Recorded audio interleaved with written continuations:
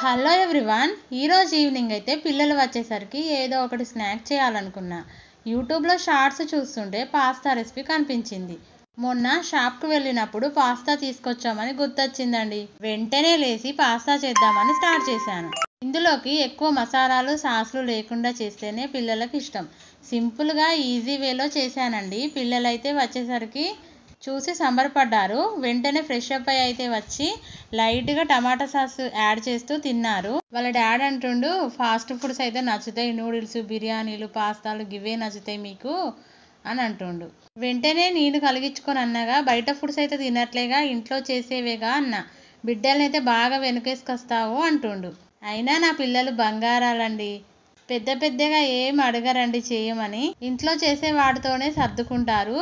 మీకు నచ్చదు దాదాపు, ఒకవేళ నచ్చితే కామెంట్ చేయండి, పంపిస్తాను. ఓకే బాయ్, ఉంటా. Thank you.